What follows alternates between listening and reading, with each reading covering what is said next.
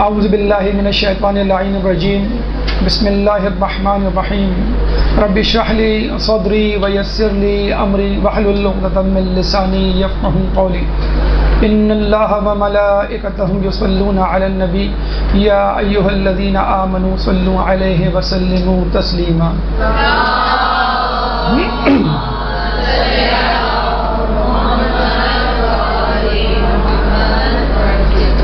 ماہ رمضان کے حوالے سے خطبہ شعبانیہ کے بارے میں گفتگو ہو رہی تھی، اور اس ضمن میں ہم نے آپ سے فرمایا تھا کہ خطبہ شعبانیہ کے 12 پیغامات انشاءاللہ ہمیں آپ کے گوش گزار کرنے ہیں، اور اس ضمن میں خطبہ شعبانیہ کے 3 حصے ہم نے سہولت کے لیے کیے تھے۔ خطبہ شعبانیہ کا پہلا حصہ ماہ رمضان کے فضائل کے حوالے سے ہے، دوسرا یا درمیانی حصہ اعمال ماہ رمضان کے حوالے سے ہے، اور تیسرا اور آخری حصہ فضائل علی کے حوالے سے ہے۔ پہلے حصے میں فضائل ماہ رمضان کے حوالے سے 2 پیغامات ہم نے آپ کے سامنے پیش کیے۔ پہلا پیغام یہ کہ ماہ رمضان اللہ کا مہینہ ہے، جیسے کہ حدیث قدسی ہے کہ روزہ میرے لیے ہے اور میں ہی اس کی جزا دوں گا۔ دوسرا پیغام کہ ہم اللہ کے مہمان ہیں اس مہینے میں، چنانچہ ہماری کس طرح پذیرائی کی جاتی ہے اس کا احوال آپ کے سامنے پیش کیا گیا۔ 2 پیغامات ماہ رمضان کے فضائل کے حوالے سے آپ تک پہنچانے کے بعد ہم اس خطبہ شعبانیہ کے درمیانی حصے کی گفتگو کر رہے تھے۔ درمیانی یا وسطی حصے کے حوالے سے پہلا پیغام ہم نے آپ کو یہ پہنچایا کہ رسول نے فرمایا کہ ماہ رمضان کی بھوک پیاس سے قیامت کی بھوک پیاس کو یاد کرو، یعنی یاد قیامت، اور اس کی تیاری کرو۔ دوسرا پیغام آپ تک یہ پہنچایا کہ یہ مہینہ توبہ استغفار کا مہینہ ہے، چنانچہ اپنے گناہوں کے لیے توبہ استغفار طلب کرو۔ تیسرا پیغام اس ماہ رمضان کے فضائل اعمال کے حوالے سے یہ ہے کہ انسان اس مہینے میں لوگوں کو افطار کے لیے دعوت دے اور اپنی خوشی میں افطار میں لوگوں کو شریک کرے، تو اس کو وہی ثواب ملے گا جو روزہ رکھنے والے کو ملتا ہے، چاہے آپ آدھی کھجور یا 1 گھونٹ پانی سے ہی اس ثواب کو کیوں نہ حاصل کریں، لیکن کوشش کریں اس ثواب کو حاصل کریں۔ اس کے بعد جو چوتھا پیغام اعمال ماہ رمضان کا ہے وہ ہے اخلاق حسنہ، جس سے آج ہم گفتگو شروع کریں گے۔ تو خطبہ شعبانیہ کے وسطی حصے درمیانی حصے کا چوتھا پیغام اخلاق حسنہ، اور اگر ہم ابتدائی حصے کے 2 پیغامات ملا لیں تو مجموعی طور پہ 6ٹھا پیغام۔ اخلاق حسنہ کے حوالے سے رسول خدا فرماتے ہیں اللہم صل علی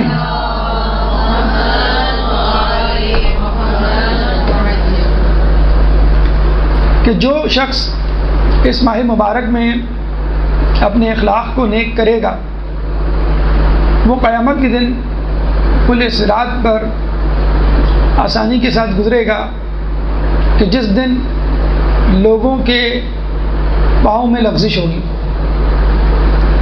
اور جو شخص اپنے ماتحتین سے نرمی سے پیش آئے گا اللہ قیامت کے دن اس سے نرمی سے پیش آئے گا۔ جو شخص لوگوں کو اذیت دینے سے بچے گا اللہ تعالیٰ قیامت کے دن اسے اپنے غضب سے بچائے گا۔ جو کسی یتیم پر احسان کرے گا اللہ تعالیٰ قیامت کے دن اس پر احسان کرے گا۔ جو اپنے رشتہ داروں سے صلح رحمی کرے گا اللہ تعالیٰ قیامت کے دن اسے اپنی رحمت سے متصل کرے گا۔ اور جو شخص رشتہ داروں سے قطع تعلق کرے گا اللہ قیامت کے دن اس سے اپنے رحم کو قطع کرے گا۔ اس ٹکڑے میں شعبان خطبہ شعبانیہ کے اخلاقیات کے اوپر گفتگو کی گئی ہے اور لوگوں کے معاملات کو موضوع بحث بنایا گیا ہے۔ اس سے پہلے کہ ہم اس موضوع اس ٹکڑے اس خطبے اس پیراگراف پہ گفتگو کریں، ایک اشکال جو آپ کے ذہن میں وارد ہوتا ہے اس کو ایڈریس کرتے چلیں، وہ یہ کہ دیکھیں روزہ عبادت کا نام ہے، نماز عبادت کا نام ہے، اور عبادت کا معاملہ کا مطلب ہے حقوق اللہ کے حقوق، اور دین کے دو حصے ہیں، حقوق اللہ کے حقوق اور حقوق العباد بندوں کے حقوق۔ جب ہم اللہ کے حقوق کی بات کرتے ہیں تو فقط اللہ اور آپ کے درمیان تعلق، رابطہ اور حقوق و فرائض کی بات ہوتی ہے، اور جب ہم حقوق العباد کی بات کرتے ہیں آپ کے اور لوگوں کے درمیان رابطہ، تعلق اور حقوق و فرائض کی بات ہوتی ہے، اور بہت فرق ہے دونوں میں۔ مثلا ایک فرق یہ ہے کہ آپ کے اور اللہ کے درمیان جو تعلق ہے، رابطہ ہے، اگر بگڑ جائے تو اللہ بآسانی معاف کر دیا کرتا ہے، فقط خلوص نیت درکار ہے۔ لیکن آپ کے اور لوگوں کے درمیان معاملہ بگڑ جائے، یعنی آپ حقوق نہ ادا کریں، کوئی آپ کے حقوق نہ ادا کرے، آپ اس کے فرائض نہ ادا کرے، تو لینے والا یعنی جس کے حق آپ نے حق ادا نہیں کیا ہے، وہ چاہے تو معاف نہ کرے، چاہے آپ کتنے ہی خلوص نیت سے معافی مانگے، دونوں ایک الگ الگ جہتیں ہیں۔ لیکن یہاں حیرت ہوتی ہے کہ اللہ تعالیٰ ماہ رمضان میں روزے جیسی عبادت کے متعلق گفتگو کر رہا ہے رسول کے ذریعے بزبان رسول، لیکن گفتگو کرتے کرتے حقوق اللہ کے درمیان حقوق عبادت کو لے کر آ گیا ہے۔ تو یہاں سے ہمیں یہی نتیجہ اخذ کرنا چاہیے کہ اللہ کی رضا کا راستہ بندوں کی رضا سے ہوتے ہوئے گزرتا ہے، یعنی جب تک آپ کے گھر والے آپ سے خوش نہیں ہیں، جب تک آپ کے دوست احباب آپ سے خوش نہیں ہیں، آپ کا محلہ آپ سے خوش نہیں ہے، اس وقت تک آپ کا خدا بھی آپ سے خوش نہیں ہوگا۔ اور ہمیں ملتا ہے کہ اصحاب نے ایک دفعہ رسول اللہ سے ایک عورت کے بارے میں تعریف کی کہ بڑی متقی پرہیزگار عابدہ عورت ہے، بہت عبادت کرتی ہے، اور جب رسول نے اس کا سلوک، اس کا برتاؤ اس کے اہل محلہ پڑوس کے حوالے سے کیا تو لوگوں نے کہا کہ وہ اپنے پڑوسیوں سے بہت بد اخلاقی سے پیش آتی ہے، تو رسول اللہ نے کہا کہ وہ عورت جہنم میں جائے گی اور اس کے نماز روزہ اکارت ہو جائیں گے۔ تو آپ نے دیکھا کہ ایک انسان کتنی ہی عبادت کیوں نہ کر لے، لیکن اپنے آس پاس کے لوگوں سے اخلاق سے نہیں پیش آتا، ابھی تو حقوق و فرائض کی بات ہی نہیں ہو رہی ہے، اخلاق سے بھی پیش نہیں آئے گا تو اس کے سارے اعمال اکارت ہو جائیں گے۔ بس یہیں پہ رک کر اس خطبہ شعبانیہ کے موڑ کو سمجھنے کی کوشش کریں کہ جب تک آپ ماہ رمضان میں لوگوں کے حقوق ادا نہیں کریں گے آپ کا روزہ بھی قبول نہیں ہوگا۔ ہم روزہ رکھتے ہیں، بد اخلاقی کا مظاہرہ کر رہے ہوتے ہیں، چڑچڑاہٹ کا مظاہرہ کر رہے ہوتے ہیں، جھنجھلاہٹ کا مظاہرہ کر رہے ہوتے ہیں، بچوں کو ڈانٹ رہے ہوتے ہیں، بزرگوں سے صحیح منہ بات نہیں کر رہے ہوتے۔ کیا وجہ ہے؟ بھائی روزہ ہے۔ بھائی آپ کا روزہ تو قبول اسی وقت ہوگا جب آپ کا موڈ ٹھیک ہوگا، جب آپ کا اخلاق ٹھیک ہوگا۔ تو آپ اس عورت کو یاد کیجئے کہ جو اپنی پڑوسی سے خوش اخلاقی سے پیش نہیں آتی تھی اور اس وجہ سے اس کے اعمال اکارت ہو گئے۔ تو اگر آپ روزہ رکھنے کے بعد اپنے گھر والوں پہ چیخ رہے ہیں، چیخ پکار کر رہے ہیں کہ مجھے افطار میں جو ہے وہ چائے نہیں ملی، مجھے افطار میں جو ہے وہ پکوڑے نہیں ملے، مجھے افطار میں جو ہے وہ کھانا نہیں ملا، یا مجھے جو ہے وہ بتلایا نہیں، اٹھایا نہیں مثلا سحری میں، یا میرے لیے پراپر آرام کا انتظام نہیں کیا، لوگ ایک دوسرے سے جھگڑ رہے ہوتے ہیں، اور جس کا جس پر بس چلتا ہے وہ اس سے جو ہے وہ اپنے دل کی جو ہے وہ بھڑاس نکال رہا ہوتا ہے، غصہ اتار رہا ہوتا ہے، باس جو ہے ماتحتین پر غصہ کر رہا ہوتا ہے، اور پھر گھر آ کے وہ شخص جو ہے اپنی بیوی پہ غصہ کر رہا ہوتا ہے، بیوی جو ہے وہ اپنے بچوں پر جو ہے وہ سارا غصہ اتار رہی ہوتی ہے۔ تو یاد رکھ لیجئے کہ ماہ رمضان میں چڑچڑاہٹ، جھنجھلاہٹ، غصہ، قوت برداشت، حلم، بس اسی کا نام ہے روزہ۔ اسی کو کنٹرول کرنے کے لیے روزہ بھیجا گیا ہے کہ تم جو ہے روزے کی حالت میں اپنے آپ کو کنٹرول کر لو تو عام حالت میں بھی اپنے آپ کو کنٹرول کر لو گے۔ جب بھی ہم دیکھتے ہیں، ہمیں کہا گیا ہے کہ نرمی سے پیش آؤ، اور یہ کہا بھی گیا ہے کہ دین کا حسن ہے نرمی۔ اگر رسول اللہ جن کے بارے میں کہا گیا ہے کہ رسول اگر تم ان لوگوں کے لیے سخت ہوتے، یعنی اصحاب کے لیے، تو کوئی تمہارے درمیان تمہارے ساتھ نہ ٹھہرتا۔ فرعون کتنا بڑا ظالم، خدائی کا دعوے دار، اس کے لیے جب اللہ موسیٰ علیہ السلام کو کہہ رہا ہے تو کہہ رہا ہے کہ تم جا کے اس سے نرمی سے بات کرو۔ تو یہ وہ لہجہ ہے، یہ وہ اخلاق ہے کہ جس کو مد نظر رکھنا چاہیے ہمیشہ۔ بہت سے لوگوں کو کہا جاتا ہے کہ ہم نرمی سے پیش آئیں اپنے گھر والوں سے، اپنے پڑوس والوں سے، تو لوگ کہتے ہیں کہ ہمارے گھر والے ہی ٹھیک نہیں ہیں، نہ ابو ٹھیک ہے، نہ امی ٹھیک ہے، نہ ساس، نہ سسر، نہ دیور، نہ بڑے بھائی، سب اپنی اپنی دھن میں مگن ہیں، ایک بس ہم ہی دیندار ہیں، تو ہم کیسے ان سے ٹھیک سے یا صحیح منہ بات کریں؟ یا ہمارا پڑوسی جھوٹا ہے، یا ہمارا پڑوسی ہمیں تکلیف دیتا رہتا ہے، یا ہمارا پڑوسی جو ہے وہ ہماری چغلی کرتا رہتا ہے۔ تو مجھے بتائیے کہ اگر آپ کے گھر والے ٹھیک ہوں، آپ کا پڑوسی ٹھیک ہو، سب با اخلاق ہو، تو پھر آپ کے اخلاق کا کیا فائدہ؟ آپ کو اخلاق کا مظاہرہ انہی لوگوں سے کرنا ہے کہ جو آپ سے بد اخلاقی کا مظاہرہ کرنا ہے۔ آپ کو انہی سے جڑنا ہے جو آپ سے قطع تعلق کرنے کے در پر ہیں۔ تو قطع تعلق کے حوالے سے آپ نے سنا ہوگا کہ روزی اور عمر دونوں میں کمی ہوتی ہے۔ تو ماہ رمضان میں آپ کو بتلایا جا رہا ہے کہ اس قطع تعلق کو ختم کرو۔ اگر قطع تعلق آپ کو کرنا ہے تو شیطان سے کیجیے، جو دین کے دشمن لوگ ہیں ان سے کیجیے، اگر وہ رشتہ داروں میں شامل نہیں ہیں، ورنہ ان سے بھی ایک واجبی سے تعلق تو بہرحال آپ کو رکھنا ہے۔ تو بس یہ اصول سمجھ لیجئے، اور بڑے افسوس کے ساتھ ہمیں کہنا پڑتا ہے اس اصول کو مغرب نے بہت اچھی طرح سمجھ لیا ہے۔ مغربی ممالک میں رہنے والے غیر مسلم افراد جو نماز روزہ نہیں کرتے، جو خدا کو نہیں مانتے، لیکن ان کا اخلاق عروج پر ہے، مطلب اتنا زیادہ اخلاق عروج پر ہے کہ جب آپ بس میں سوار ہوتے ہیں تو ڈرائیور آپ کو سلام کرتا ہے، جب آپ اترتے ہیں تو ڈرائیور آپ کو کہتا ہے ہیو اے نائس ڈے۔ اتنا زیادہ اخلاق جو ہے وہ عروج پر ہوتا ہے۔ ہمارے یہاں سوری یا پلیز، برائے مہربانی، معذرت جیسے الفاظ جو ہیں مفقود ہو چکے ہیں۔ تو غیروں سے تو ہم بالکل توقع ہی نہیں کرتے، نہ خود کبھی توجہ دیتے ہیں، اور گھر میں بھی یہی ہے کہ گھر میں بھی جو ہے ایک دوسرے کا شکریہ ادا کرنا جو ہے وہ لوگوں کو بہت زیادہ گرا گزرتا ہے۔ تو ماہ رمضان ہمیں بتلاتا ہے کہ ماہ رمضان میں آپ خوش اخلاقی سے کیسے پیش آئیں، اور اس خوش اخلاقی میں سب سے پہلے آپ کا گھر، اور اس کے بعد جو ہے وہ دوسرے افراد۔ بس یہاں رک کے ایک نقطہ معترضہ آپ کے سامنے پیش کرتے چلیں کہ دیکھیں، جب رسول اللہ نے یہ کہا کہ کیا وہ اپنے پڑوسیوں سے صحیح سے پیش آتی ہے، تو اصحاب نے کہا وہ بد اخلاق عورت ہے، پڑوسیوں سے بد اخلاقی سے پیش آتی ہے۔ تو اہل محلہ کو اذیت دینے سے آپ کی عبادت حبط ہو جاتی ہے، تو جو لوگ اہل بیت کو اذیت دیں ان کے اعمال کیوں نہیں حبط ہوں گے؟ تو سب سے پہلے اہل بیت، ان کی مودت، ان کی محبت، ان سے اخلاق اس دنیا میں نہیں بھی موجود ہیں تو بھی، اور اس کے بعد ان کے چاہنے والوں سے، اور اس کے بعد جتنے بھی لوگ آپ کے آس پاس موجود ہیں ان سے۔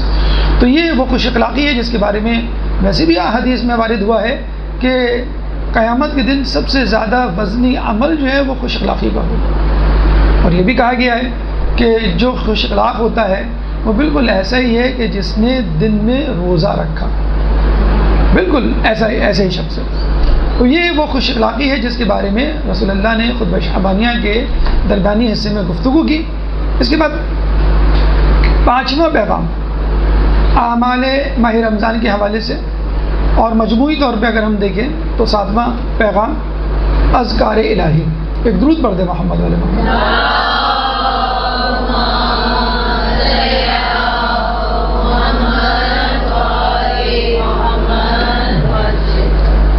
دیکھیے رسول اللہ فرماتے ہیں اذکار الہی کے حوالے سے کہ لوگوں، اس مہینے میں مستحب نماز پڑھنے والا جہنم کی آگ سے آزاد ہو جائے گا، اور جو واجب نمازیں پڑھے گا اس کو 70 گنا واجب نماز کا ثواب ملے گا، اور جو درود پڑھے گا اس کا پلڑا قیامت کے دن بھاری ہو جائے گا۔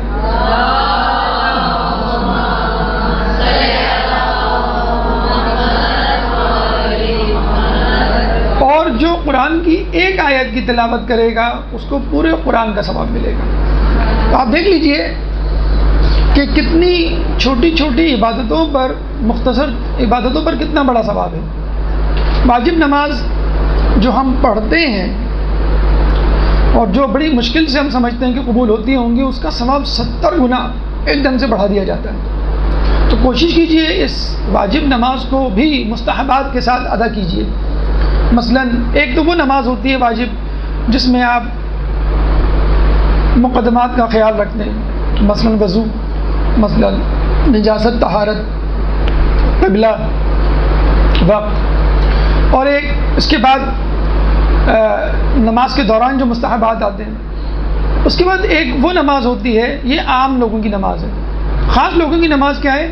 جو واجبات کے ساتھ ساتھ مستحبات کا بھی خیال رکھتے ہیں، مثلا اذان کا، اقامت کا، مسواک کا۔ مسواک کے بارے میں کہا جاتا ہے جو نماز سے پہلے مسواک کرے گا اس کو 70 نمازوں کا ثواب ملے گا۔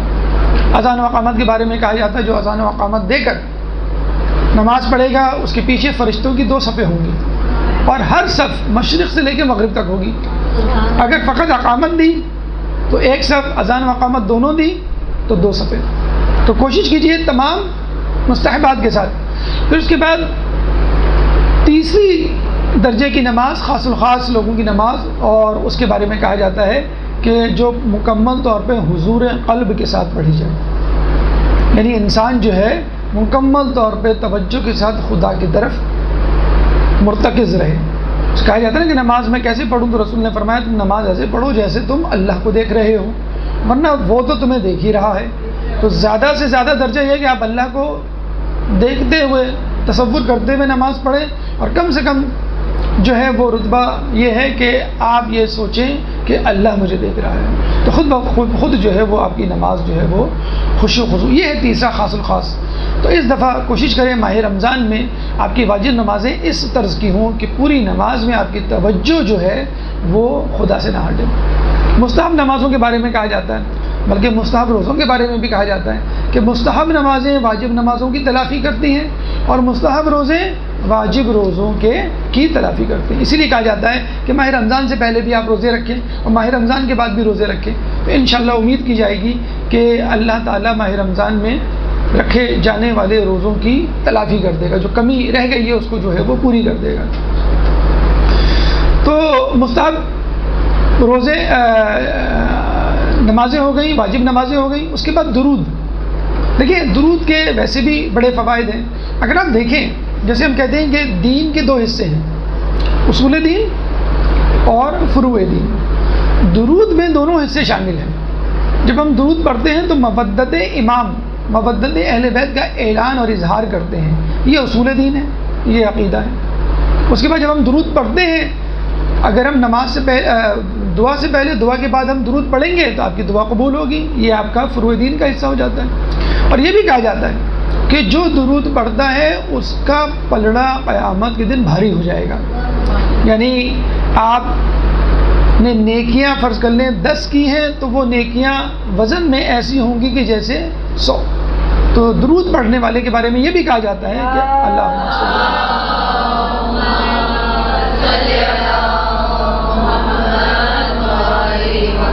یہ بھی کہا جاتا ہے کہ اگر کوئی شخص گناہ کرے اور اس کی کوئی تلافی ممکن نہ ہو، کچھ گناہ ایسے ہوتے ہیں جو آپ کو لگتا ہے کہ کبھی معاف نہیں ہوں گے، شاید جو آپ کو لگتا ہے کہ میں کیا جرمانہ دوں، مجھے سمجھ میں نہیں آتا، تو کہتے ہیں کہ ایسا شخص درود پڑھے، تو درود پڑھے گا تو بڑے سے بڑے گناہوں کا کفارہ، بڑے سے بڑے گناہوں کی تلافی ہو جائے گی۔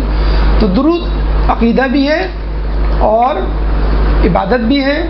درود آپ کی دعاؤں کو قبول کرنے کی ایک وجہ، ایک سبب بھی ہے، اور درود آپ کے عمل کے وزن کو بڑھا دیتی ہے۔ پھر رسول فرماتے ہیں کہ جو شخص اس مہینے میں قرآن کی ایک آیت پڑھے گا اس کو پورے قرآن پڑھنے کا ثواب ملے گا۔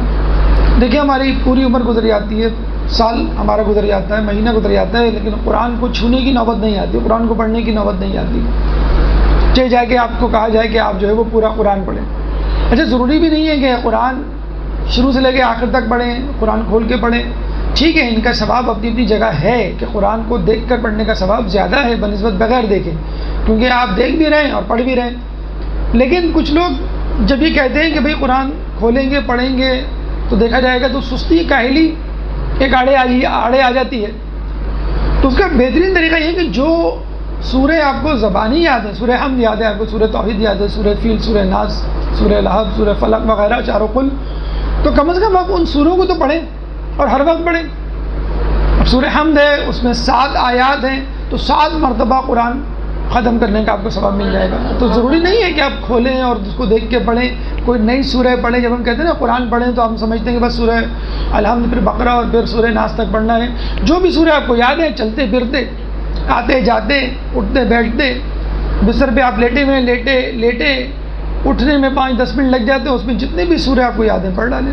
بستر پہ آپ جاتے ہیں تو عادت بنا لیں کہ جب تک نیند نہیں آئے گی مجھے سورہ پڑھنا ہے، جتنی بھی مجھے آپ کو سورہ یاد ہے، تو ہر سورہ میں ایک آیت پر ایک قرآن کا ثواب بیٹھے بیٹھائے۔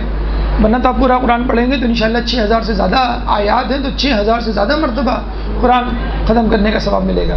اس مہینے میں ٹارگٹ بنائیں کہ ہمیں صرف ثواب نہیں حاصل کرنا، بلکہ اس سے ہدایت بھی حاصل کرنی ہے۔ ہدایت کیسے حاصل ہوگی؟ کہ جو سورہ آپ کو یاد ہیں ان کا ترجمہ بھی یاد کریں، جن کا ترجمہ یاد ہے ان کی تفسیر، ان کا بیک گراؤنڈ، پس منظر، شان نزول بھی یاد کریں، اور مفاہیم سمجھنے کی کوشش کریں۔ کم از کم وہ سورہ جو آپ کو زبانی یاد ہیں، وہ سورہ جو آپ نماز میں پڑھتے ہیں، ان کا ایک بیک گراؤنڈ، ان کا ترجمہ، ان کا ایک جسے کہتے ہیں خلاصہ آپ کے ذہن میں ہو۔ لوگ کہتے ہیں اکثر کہ ہم نماز پڑھتے ہیں ہماری توجہ نہیں ہوتی، اسی وجہ سے نہیں ہوتی کہ نماز میں جو کچھ ہم پڑھ رہے ہوتے ہیں اس کے معنی اور مفاہیم ہی نہیں معلوم آپ کو۔ تو کم از کم اس ماہ رمضان میں ٹارگٹ بنائیں کہ ہم جو نماز میں جتنے بھی اذکار الہی کرتے ہیں ان تمام کے ترجمے اور مفاہیم آپ کو یاد ہوں، اور جتنے سورے آپ کو یاد ہیں ان کو تفسیر کے ساتھ، شان نزول کے ساتھ آپ کو اس دفعہ حل کرنا ہے۔ اور ویسے بھی تفہیم القرآن کے حوالے سے بہت سارے کورسز، کتابیں مارکیٹ میں دستیاب ہیں۔ اگر آپ ٹارگٹ بنائیں، اس میں آسان عربی گرامر دی بھی ہوتی ہے، مہینے میں اگر آپ 1 گھنٹہ بھی لگائیں تو کم از کم قرآن کی حد تک اس کا ترجمہ آپ کو سمجھ میں آ جائے گا۔ مطلب سورہ نہیں بھی ہو آپ کے لیے، جب آپ سنیں گے تو اس کا ترجمہ آپ بتلا سکتے ہیں کہ اس آیت کا یہ ترجمہ ہے، یعنی وہ گرامر جو فقط قرآن کو سمجھنے کے لیے ضروری ہے۔ تو تفہیم القرآن کے نام سے کتابیں بازار میں دستیاب ہیں۔ تو کوشش کریں اس مہینے قرآن پہ غور و فکر کریں، قرآن کی گرامر، قرآن کا ترجمہ، قرآن کی تفسیر، تاکہ جب آپ قرآن پڑھیں یا ویسے بھی نماز میں یا نماز کے علاوہ، تو آپ کو وہ چیزیں، وہ منظر، موسیٰ علیہ السلام کا قصہ پڑھ رہے ہیں آپ، جو ہے ابو لہب کی کہانی پڑھ رہے ہیں آپ، جو ہے وہ ابابیل کا قصہ پڑھ رہے ہیں، تو وہ تمام چیزیں، منظر نامے آپ کے سامنے آ جائیں۔ تو ماہ رمضان میں آپ کو مستحب نمازیں بھی پڑھنی ہیں۔ ماہ رمضان میں مستحب نمازوں میں ایک تو پنجگانہ نماز کی جو نوافل ہیں وہ آ جاتے ہیں، عموماً نہیں پڑھتے ہم، ٹھیک ہے کوئی بات نہیں، لیکن ماہ رمضان میں کم از کم اس کا اہتمام کریں۔ آپ کو جہنم سے آزادی مل رہی ہے۔ مستحب نماز پڑھنے کا ثواب کیا ہے؟ جہنم سے آزادی۔ تو اگر فرض کر لیں آپ کو سستی ہوتی ہے تو بہت آسان طریقہ ہے کہ جن نمازوں کی نافلہ کم ہیں کم از کم اس سے ابتدا کریں۔ فجر، اس دفعہ سحری میں آپ اٹھیں گے انشاءاللہ تو نماز شب پوری 11 رکعت کا ثواب کمانے کی کوشش کریں۔ 2 رکعت ہوتی ہے فقط، اور سب سے زیادہ تاکیداً مستحب ہے فجر کی نافلہ، 2 رکعت نماز ہوتی ہے، وہ آپ فجر سے پہلے پڑھ سکتے ہیں۔ عشاء کی بھی 2 رکعت ہوتی ہے، وہ تو بیٹھ کے پڑھنی ہوتی ہے، اس سے ابتدا کر لیں آپ۔ مغرب کی 2 اور 2 4 ہوتی ہیں۔ انشاءاللہ اللہ نے ہمت دی تو پھر ظہر و عصر کی جو 8 رکعت ہوتی ہیں وہ بھی آپ کی ہمت ہو جائے گی۔ تو کوشش کریں نافلہ نمازوں کا۔ اس کے بعد اس کے علاوہ نماز جعفر تیار ہے، روزانہ نہیں تو کم از کم مہینے میں 1 مرتبہ۔ قرآن کے ساتھ جو دیگر اذکار ہیں، دعائے کمیل ہے، مثلا دعائے ندبہ ہے، دعائے عہد ہے، زیارات ہیں، تو ان کو کوشش کریں اس دفعہ پڑھیں، اور کوشش کریں مفاتی ترجمے کے ساتھ بھی جو ہے وہ دستیاب ہے بازار میں۔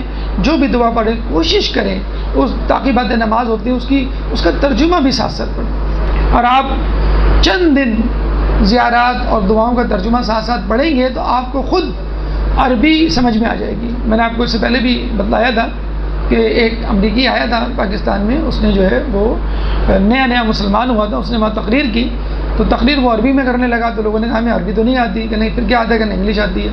کہ حیرت کی بات ہے کہ آپ کے اردو میں کتنے الفابیٹس ہیں انگلش کے؟ تو ہم نے کہا ایک بھی الفابیٹ نہیں ہے۔ کہ عربی کے کتنے الفابیٹ ہیں؟ کہ سارے الفابیٹ ہیں، بلکہ ہمارے پاس زیادہ ہیں، عربی میں کم ہے، ڑے ہے، ٹے ہے، یہ ہے، یہ عربی میں نہیں ہوتا۔ تو اس نے کہا کہ آپ کو عربی آنی چاہیے یا انگلش؟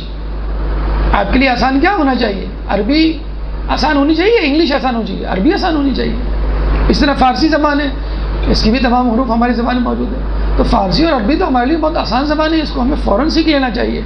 عربی تو سب سے مشکل ہے، اور انگلش تو سب سے مشکل ہے دیکھا جائے الفابیٹس کے اعتبار سے، اور حقیقت میں ہماری عمریں گزر جاتی ہیں اور انگلش صحیح طور پہ نہیں آ پاتی. تو اس رمضان میں، ماہ رمضان میں ٹارگٹ بنائیں کہ ہمیں قرآن پڑھنا ہے، ترجمے سے پڑھنا ہے. اور جو دشمنوں کی تہمت ہے کہ شیعوں کو قرآن نہیں آتا، شیعوں کا قرآن الگ ہوتا ہے، اور شیعوں جو ہے وہ قرآن کو نعوذ باللہ نہیں مانتے، تو اس من میں یاد رکھیے کہ مولا نے جب قرآن پیش کیا تھا اصحاب کو اور یہ کہا تھا کہ میں نے قرآن کی تفسیر لکھی ہے اور اس کی تمام آیات کی شان نزول درج کر دی ہے، تو لوگوں نے یہ کہا تھا ہمیں تمہارا قرآن نہیں چاہیے. تو مولا نے کہا تھا کہ اب تم اس قرآن کو کبھی نہیں دیکھ سکو گے. اب پھر وہ قرآن واپس لے کے چلے گئے تھے. تو ہم اس قرآن کے بارے میں بات کرتے ہیں کہ اگر وہ قرآن ہوتا تو آج قرآن کے ہوتے ہوئے 73 فرقے نہ بنتے. لیکن افسوس لوگوں نے قرآن اور صاحب قرآن دونوں کا انکار کیا اور آج تک فرقوں میں بٹے ہوئے ہیں. ایک درود پڑھ دیں محمد والے.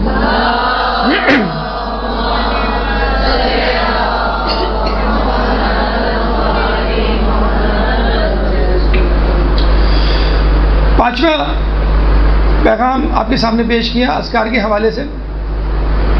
اس کے بعد چھٹا پیغام شیطان کی قید. اس مہینے میں اللہ تعالیٰ شیطان کو قید کر دے گا. رسول فرماتے ہیں کہ لوگوں اس مہینے میں جہنم کے دروازے بند کر دیے جائیں گے. تم خدا سے دعا کرنا کہ تمہارے لیے جہنم کے دروازے نہ کھولے جائیں. لوگوں اس مہینے میں جنت کے دروازے کھول دیے جائیں گے. تم خدا سے دعا کرنا کہ اللہ تعالیٰ تمہارے لیے جنت کے دروازوں کو بند نہ کرے. اس مہینے شیطان کو قید کر دیا جائے گا. تم خدا سے دعا کرنا کہ تمہارے اوپر شیطان کو مسلط نہ کرے. تو یہ بڑی اہم بات ہے کہ جہنم کے دروازے بند ہو گئے، جو کہ 7 دروازے ہیں. جنت کے دروازے کھول دیے گئے ہیں، جو کہ 8 دروازے ہیں. اور کتنی حیرت کی بات ہے، کتنی فضیلت کی بات ہے کہ باب ریان خصوصی طور پہ روزے داروں کے لیے ایک باب ہے جس سے فقط روزے دار داخل ہوں گے.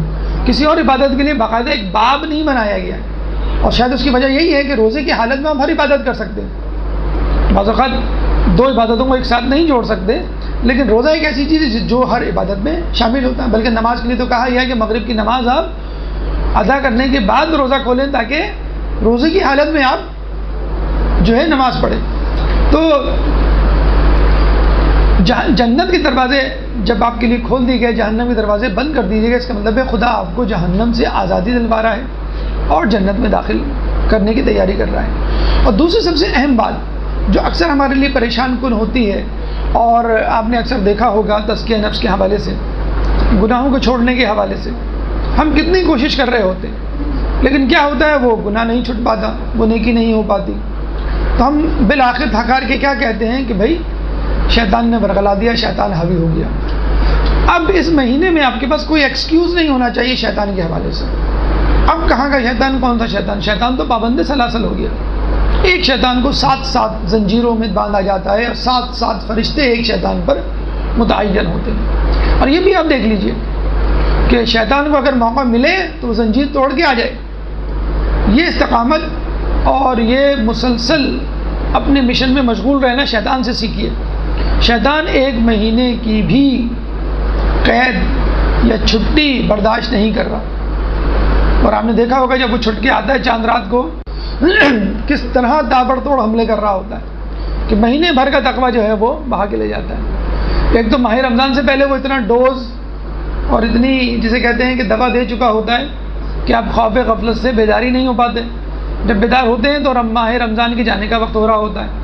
جب آپ کہتے ہیں بھائی اب روزہ رکھنے میں مزہ آ رہا ہے، اب جی چاہ رہا ہے کہ ماہ رمضان جو ہے سال بھر رہے.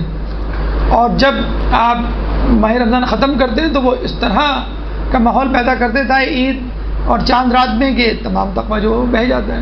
تو سب سے پہلے تو آپ یہ سیکھیے کہ شیطان تیار نہیں ہے، زبردستی اس کو باندھا جا رہا ہے. یہ کیسا انسان ہے جو چھٹی مانگتا ہے کہ مجھے نماز نہیں پڑھنی آج، یا مجھے جو ہے وہ روزہ نہیں رکھنا، یا مجھے عبادت کی اللہ تعالیٰ کی اطاعت نہیں کرنی.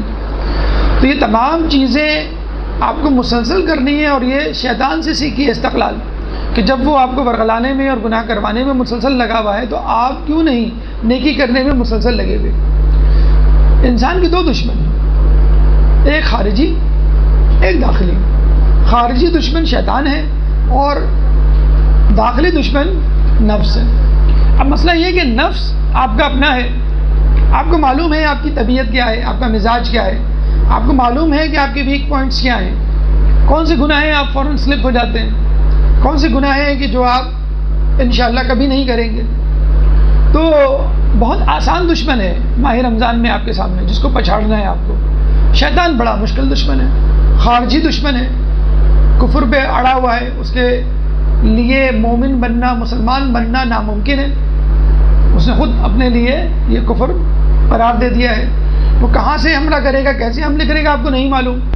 آج وہ دولت دکھا کر آپ کو ورغلا رہا ہے، کل وہ شہرت کے بلبوتے پہ آپ کو ورغلائے گا، پرسوں وہ آپ کو تکبر کے ذریعے ورغلائے گا.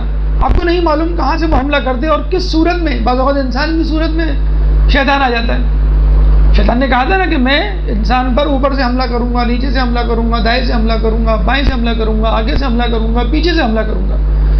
ایک دشمن جو آپ کو نظر ہی نہیں آ رہا، ایک دشمن جو مختلف سمتوں سے حملہ کر رہا ہے، اس کے لیے مقابلہ کرنا نہایت مشکل ہے، جس کے بارے میں آپ کو پوری معلومات بھی نہیں ہے. لیکن نفس کے بارے میں تو معلوم ہے. نفس کیا ہے؟ آپ کی طبیعت، آپ کی لالچ، آپ کا مزاج، آپ کی چاہت کہ آج میرا یہ جی چاہ رہا ہے، آج میرا یہ جی چاہ رہا ہے. تو اس کو پکڑنا، اس کی گرفت کرنا زیادہ آسان ہے. تو ماہ رمضان میں کوئی یہ نہ کہے، اگر کسی کے ایمان کا ٹیمپریچر چیک کرنا ہے کہ حقیقت میں اس کا کیا. کچھ لوگ کہتے ہیں کہ ماحول ایسا تھا، شیطان نے بہکا دیا تھا. تو ماہ رمضان میں ماحول بھی اچھا ہوتا ہے، ماہ رمضان میں شیطان بھی پابند سلاسل ہوتا ہے. اگر اب آپ نے کوئی گناہ کیا تو سمجھ جائیے کہ آپ کا ایمان بس اسی درجے کا ہے، اور آپ نے اگر گناہ نہیں کیا تو اس کا مطلب ہے آپ کا ایمان بڑے اعلیٰ درجے کا ہے. بس فقط شیطان کو زیر کرنے کی دیر ہے. تو آپ کی آدھی رکاوٹ تو اللہ تعالیٰ نے ختم کر دی. بس آپ کا نفس ہے اندر کا جس کو آپ کو کنٹرول کرنا ہے، اور نفس کو قابو کرنے کے لیے بہترین طریقہ بھوکا رہنا ہے. تزکیہ نفس کے حوالے سے اگر آپ پڑھیں علماء اعلام کی گفتگو تو وہ یہی کہتے ہیں اگر اپنے نفس کو کنٹرول کرنا ہے تو آپ روزہ رکھیں، آپ اپنے آپ کو بھوک میں مبتلا کریں. دیکھیں ایک بات ہمیشہ یاد رکھیے، آپ کا نفس دنیا کی طرف مائل ہے، اور آپ کی جسے کہتے ہیں روح وہ یا بہترین نفس وہ آخرت کی طرف مائل ہے. آپ کا جسم جو ہے وہ دنیا کی طرف مائل ہے، اور آپ کا جو نفس ہے وہ قیامت کی طرف مائل ہے. اب کرنا کیا ہے؟ اگر جسم کا پلڑا بھاری ہوا تو وہ نفس کو اپنے ساتھ کھینچ لے گا. اگر نفس کا پلڑا بھاری ہوا تو جسم کو اپنے ساتھ کھینچ لے گا. پھر وہ طاہر، پاک و پاکیزہ نفس مطمئنہ میں تبدیل ہو جائے گا. جو ہم کہتے ہیں کہ نفس برا ہے، نفس دشمن ہے، یہ کون سا نفس ہے؟ یہ وہ نفس ہے جو جسم کے غلبے میں آ چکا ہے. جسم کہتا ہے مجھے سونا ہے تو نفس بھی کہتا ہے چلو ٹھیک ہے سو جاتے ہیں. جسم کہتا ہے مجھے کھانا ہے تو نفس بھی کہتا ہے چلو کھاتے ہیں. جسم کہتا ہے کہ مجھے فلاں کو جو ہے وہ مارنا ہے، اس کی غیبت کرنی ہے، اس کے خلاف سازش کرنی ہے، تو نفس بھی کہتا ہے چلو اس کے ساتھ ہم جو ہے وہ یہی کام کرتے ہیں، برائی کرتے ہیں. تو آپ اس جسم کو اگر بھوکا رکھیں گے تو روح، نفس طاقت میں بڑھ جائے گا. بس یہی آپ کو ماہ رمضان میں کرنا ہے. جب آپ اپنے جسم کو کمزور کریں گے تو یہ بالکل جسے کہتے ہیں کہ وہ ترازو کے دو پلڑوں کی طرح ہوتا ہے. جب آپ جسم کو مضبوط کریں گے تو یہ نفس پہ حاوی ہو جائے گا. جب آپ جسم کو کمزور کریں گے تو نفس جسم پر حاوی ہو جائے گا. تو ماہ رمضان میں اللہ تعالیٰ ایک تو شیطان کو بند کر رہا ہے، اور جو اندر کا شیطان یعنی نفس ہے اس کو سدھارنے کے لیے کیا طریقہ بتا رہا ہے؟ بھوکا رہنا. جب آپ بھوکے رہیں گے تو آپ کا جسم کمزور پڑے گا اور نفس پھر آپ کے جسم پر غالب آ جائے گا. جب نفس آپ کے جسم پر غالب آ جائے گا تو یوں سمجھ لیجئے آپ ہر کام عقل و شعور سے کریں گے. جب آپ اپنی عقل کو استعمال کریں گے تو پھر شیطان کے جھانسے میں نہیں آئیں گے. ماہ رمضان کے بعد بھی جب آپ کا نفس مکمل طور پہ آپ کے جسم پر حاوی ہو جائے گا تو ماہ رمضان کے بعد بھی وہ شیطان پر، کیونکہ وہ ایک کھلاڑی کو پچھاڑ چکا ہے، اب دوسرا کھلاڑی، دوسرا دشمن اس کے سامنے. لیکن جب دو دشمنوں سے مقابلہ ہوتا ہے تو آپ کنفیوز ہو جاتے ہیں، پریشان ہو جاتے ہیں کہ میں اس سے لڑوں کہ اس سے لڑوں، باہر کے دشمن سے لڑوں کہ اندر کے دشمن سے. تو اللہ تعالیٰ نے باہر کا دشمن ہٹا دیا، آپ فقط اندر کے دشمن سے مقابلہ کیجئے، وہ بھی بھوک کی حالت میں. بہت آسان ہے مقابلہ کرنا. آپ نے اس کو پچھاڑ دیا، بلکہ پچھاڑ کہتے ہیں اس کو آپ نے اپنا دوست بنا لیا. اب آپ اپنے نفس کے ساتھ شیطان کا جو ہے وہ مقابلہ کریں گے، کیونکہ نفس مطمئنہ میں تبدیل ہو چکا ہے. تو یہ وہ تیاری ہے، یہ وہ مشق ہے، تمرین ہے جو آپ کو ماہ رمضان میں جاری رکھنی ہے. ایک درود پڑھ دیں محمد والے محمد.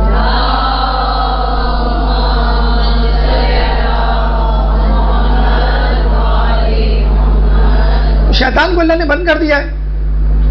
اب آپ کو ماہ رمضان میں اپنی مکمل 100% ایفیشنسی کا مظاہرہ کرنا ہے. دیکھیے ماہ رمضان میں بہت سارے اعمال ہیں، ماہ رمضان میں بہت ساری برکتیں ہیں. ایک فطری سی بات ہے، اگر کسی کو کہا جائے کہ بھئی یہ اس کمرے میں خزانہ ہے اور میں تمہیں جو ہوں وہ 30 منٹ دے رہا ہوں، اس خزانے سے جتنے بھی قیمتی ہیرے جواہرات پتھر تم لے جا سکتے ہو لے جاؤ، اور آپ کو ایک کشکول دیا جا رہا ہے. اب سارا خزانہ تو اس میں نہیں ڈال سکتے آپ، تو آپ کیا کریں گے؟ آپ آس پاس بھی کسی ایسے شخص کو جس کو خزانے کے بارے میں مکمل معلومات ہے اس سے پوچھیں گے کہ اس خزانے میں بہترین چیز کیا ہے، کیونکہ میرے پاس کشکول یا جو برتن ہے وہ محدود ہے اور یہ خزانہ بہت بڑا ہے. بہترین چیز، بہترین پتھر، بہترین جیولری یا بہترین آئٹم کیا ہے؟ تو کہے گا بھائی اس میں بہترین چیز ہیرے ہیں. ظاہر سی بات ہے، پھر ہیرے دیکھنے کے بعد آپ سونے کی طرف توجہ نہیں کریں گے، چاندی کی طرف توجہ نہیں کریں گے، تانبے کی طرف نہیں دیکھیں گے، لوہے کی طرف نہیں دیکھیں گے، آپ فقط ہیروں کو دیکھیں گے. تو دیکھیے جب رسول اللہ خود شعبانیاں دے رہے تھے اور اس کے آخری مراحل کی طرف جا رہے تھے تو مولا علی نے بہت خوبصورت سوال کیا. ہمارے حدیث ہے کہ حسن السوال نصف العلم. حسن سوال یعنی خوبصورت سوال، خوبصورتی سے سوال کرنا آدھے علم کے برابر ہے جس سے آپ سوال کر رہے ہیں. تو مولانا نے کیا خوبصورت سوال کیا. مولانا نے رسول اللہ سے پوچھا کہ اگر ہم اس مہینے کو پائیں، جس مہینے کی آپ فضیلت بیان کریں، اگر ہم اس مہینے کو پائیں تو اس مہینے میں بہترین عمل کون سا ہے جو ہم کریں؟ تو رسول اللہ نے جواب دیا محرمات الہی، اللہ کے حرام کردہ کاموں سے بچنا اس مہینے کا بہترین عمل ہے. دیکھیں کوئی نماز نہیں بتائی اللہ نے، اللہ کے رسول نے کوئی جو ہے وہ ذکر نہیں بتایا، کوئی اور چیز نہیں بتائی. بہترین عمل میں کس کو کہا؟ گناہوں سے پرہیز کرنا ہے. اور فقط یہ نہیں کہا کہ گناہوں سے پرہیز، بلکہ کیا کہا؟ اللہ نے جو معین کر دی ہیں گناہ، اللہ نے جو چیزیں حرام کر دی ہیں ان سے بچنا. کیوں؟ کہ رسول کو معلوم تھا، اللہ کو معلوم تھا کہ آخری زمانے میں بہت ساری حرام چیزوں کو حلال طریقے سے پیش کیا جائے گا اور آدمی اس میں مبتلا ہو جائے گا. بہترین مثال، کیونکہ ماہ رمضان ہے اس حوالے سے، اور آپ لوگوں کو اس طرف توجہ بھی دلانی ہے. ٹی وی پروگرامات، اس میں ایسے حرام پروگرامات، حرام چیزیں ہوتی ہیں جس کو آپ بڑے مزے سے لے کے دیکھ رہے ہوتے ہیں، اور ماہ رمضان کے گزر جانے کے بعد پھر گلا شکوہ کر رہے ہوتے ہیں کہ ہمیں تو اپنے تقوی اور ہم نے تو اپنی تزکیہ نفس کے حوالے سے کوئی پیش رفت ہوتی ہوئی محسوس نہیں ہوئی. کیوں؟ کہ آپ نے دن بھر روزہ رکھ کر افطار کے وقت ٹی وی کے آگے بیٹھ کے وہ سارے تقوی کو بہا دیا. ماہ رمضان میں جو پروگرامات آپ دیکھتے ہیں اچھل کود والے، جس میں اب تو چیف جسٹس صاحب نے بھی نوٹس لے لیا ہے، بے حجاب خواتین، میوزک، لالچ کی ترغیب، اہانت. اگر پروگرام دینی بھی ہے تو بیچ میں جو اس کے ایڈورٹیزمنٹ آ رہے ہیں، اشتہارات آ رہے ہیں، وہ اب تو مطلب کرکٹ بھی گناہ کے بغیر نہیں ہوتا. آپ نے دیکھا ہوگا نا، کرکٹ آ رہا ہے اس کے ساتھ جو ہے وہ ٹی وی اینکر یا اینکرا جو ہوتی ہے بے حجاب وہ آ رہی ہے، میوزک چل رہی ہوتی ہے اور تمام تر خرافات ہو رہی ہوتی ہیں. تو ماہ رمضان میں پروگرامات کو بھی ایسے بنا دیا گیا ہے کہ اس میں حلال حرام اس طرح مکس ہو گیا ہے کہ آپ جب اٹھتے ہیں تو کسی بھی قسم کی جو ہے وہ آپ کو جو ہے وہ تقوی میں افادیت جو ہے وہ محسوس نہیں ہوتی. اس کا بہترین طریقہ یہ ہے، اس کی بجائے آپ علماء کے دروس سنیں. دروس شروع ہو، ٹی وی آن، دروس ختم، ٹی وی بند. یا اب انٹرنیٹ کا زمانہ آ چکا ہے، آپ کے پاس لیپ ٹاپ موجود ہے، آپ کے پاس ایسے اینڈرائڈ ٹی وی موجود ہے کہ آپ ڈائریکٹ جو ہے وہ دروس لگا دیں، خود مدرسۃ القائم کے دروس لگا دیں، اور جو دوسری ویب سائٹ ہے ان کے دروس لگا دیں.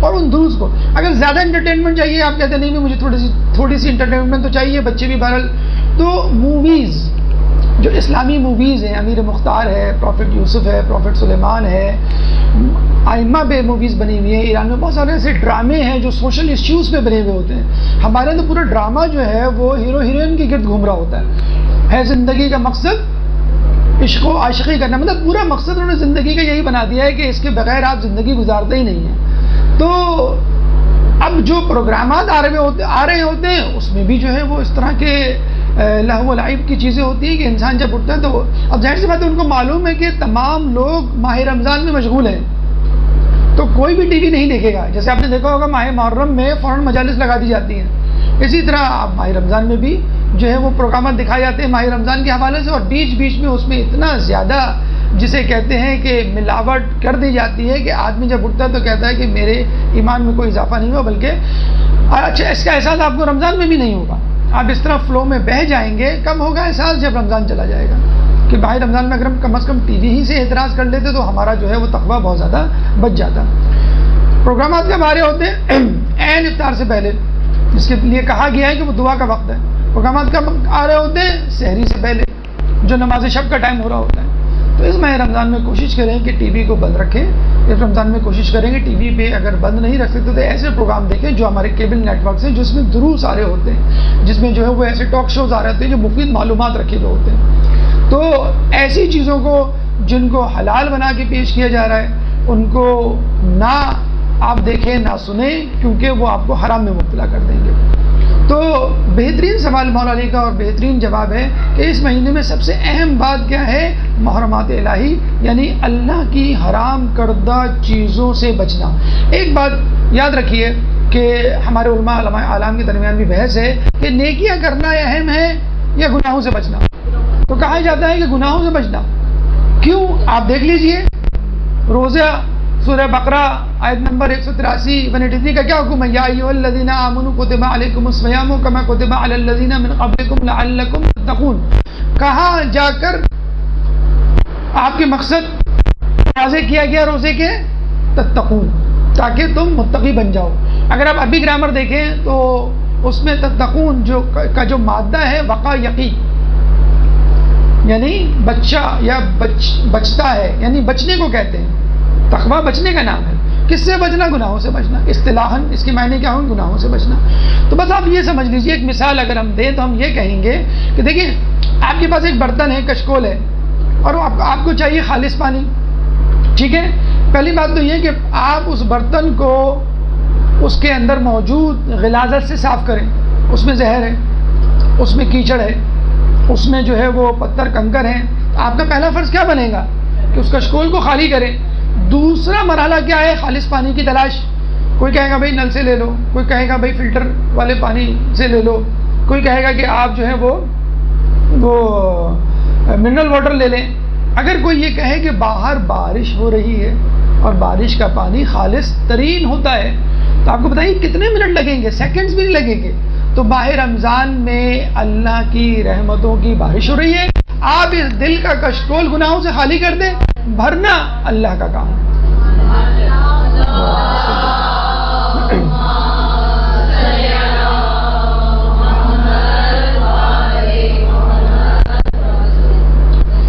اب آئیے اس خطبہ کے آخری جو ہے وہ پیغام کی طرف. اب تک جو ہم نے گفتگو کی اس میں تقریباً 9 مقاصد یا 9 اہداف آپ کے سامنے پیش کیے.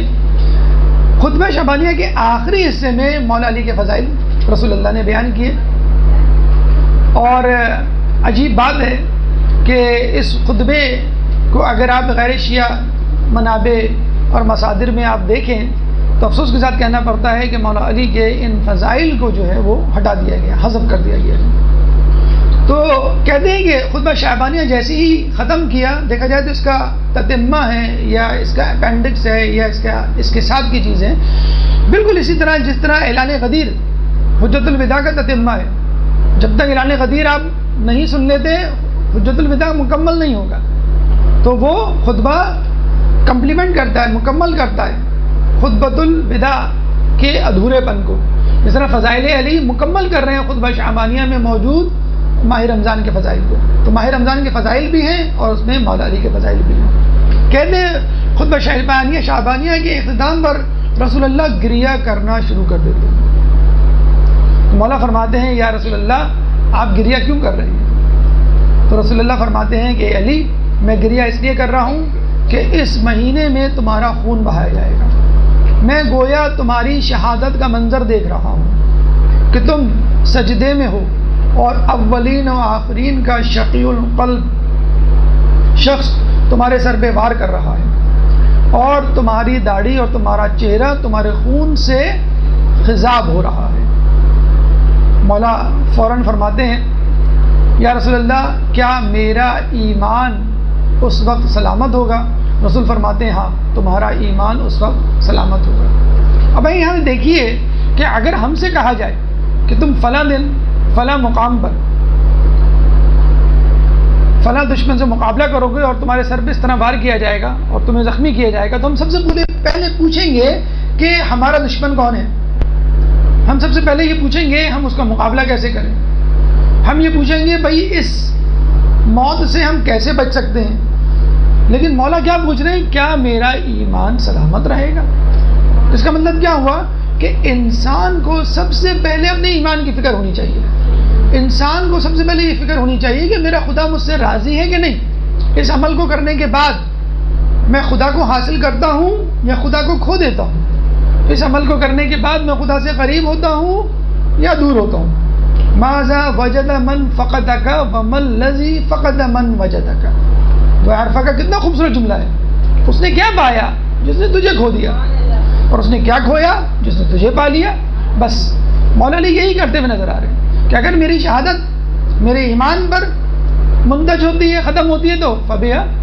اور یہی بات مولا حسین کہتے ہوئے نظر آتے ہیں، اے تلواروں اگر تم، اے دشمنوں اگر تم سمجھتے ہو کہ میری جان لینے سے اسلام بچ جائے گا تو تم آؤ اور مجھ پر حملہ کر دو. تو اصل چیز ہے انسان اپنے ایمان کی فکر کرے چاہے کیسی کیوں نہ حالات ہو. تو مولا علی کا یہ اطمینان بتلا رہا ہے کہ انسان کو سب سے زیادہ فکر اپنے ایمان کی ہونی چاہیے. پھر ہم دیکھتے ہیں کہ رسول اللہ مولا کی شہادت کے بعد یہ بھی بتلا دیتے ہیں کہ اس شہادت کا انجام کیا ہوگا.